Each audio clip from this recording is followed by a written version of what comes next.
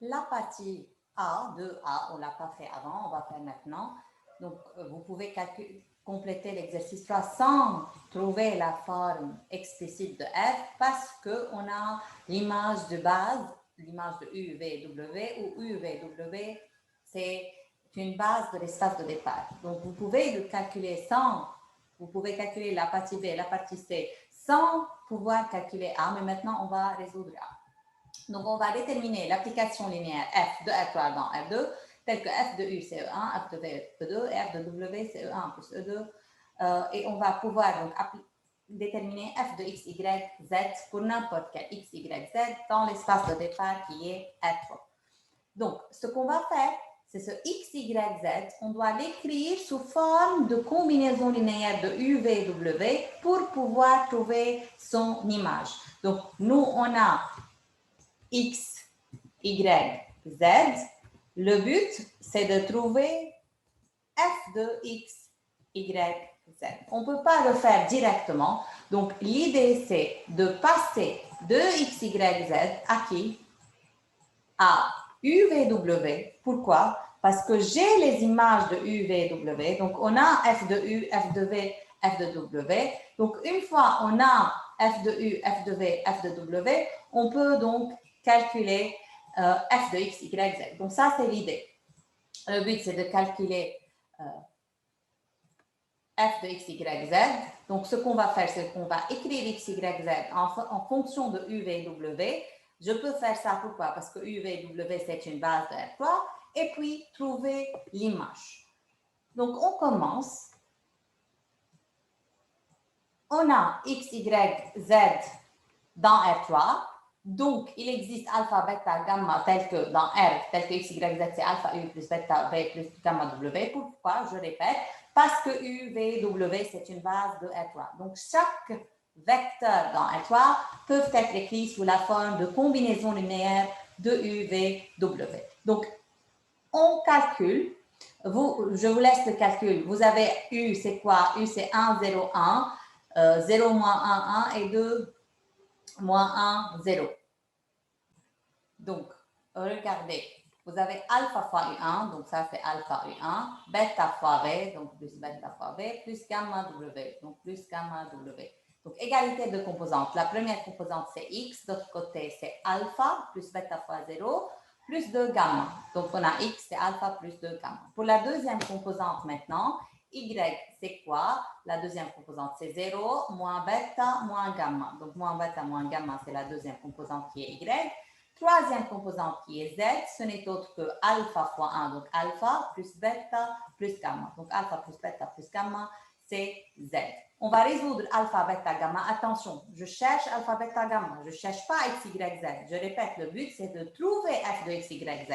Donc, on va écrire x, y, z en fonction de u, v, w, qui forme la base de u, v, w, forme une base de f.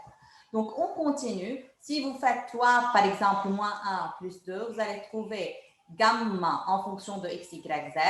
Je vous laisse le calcul. Vous avez trouvé gamma. Vous pouvez donc trouver facilement alpha et bêta. Donc, bien sûr, puisque c'est un système qui est en fonction de x, y, z, les inconnus, c'est alpha, bêta, gamma. Donc, le résultat, alpha, bêta, gamma, va être en fonction de x, y, z.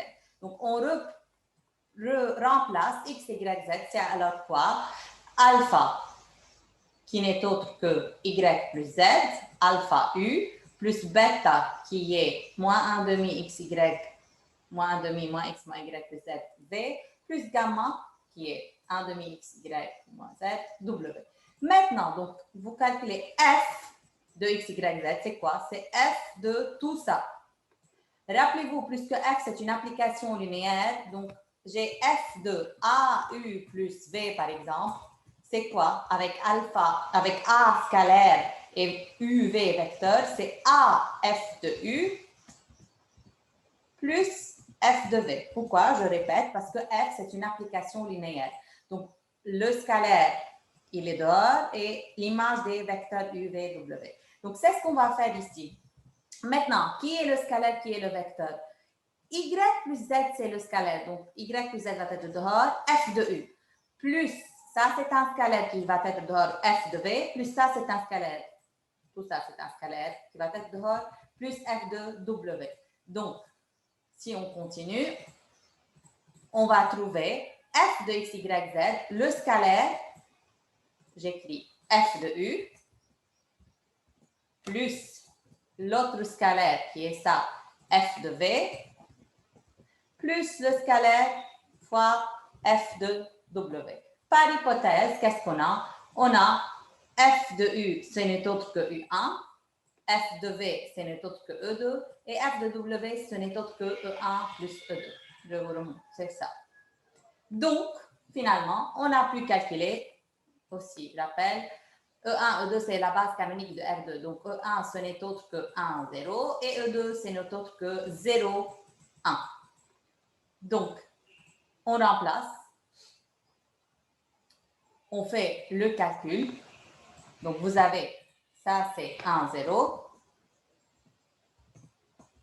Vous avez E2 qui est 0, 1.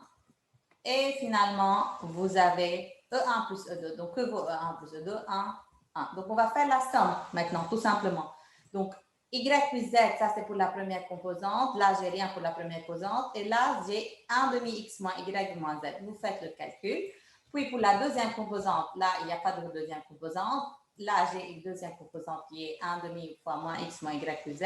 Et là, j'ai la deuxième composante qui est 1 demi X moins Y moins Z. Vous faites le calcul, vous allez trouver f de x, y, z pour n'importe quel x, y, z dans R3, ce n'est autre que 1 demi x plus y plus z, virgule, moins y. Et là, on est sûr qu'il y a deux composantes. Pourquoi il y a deux composantes? Pourquoi il doit avoir deux composantes?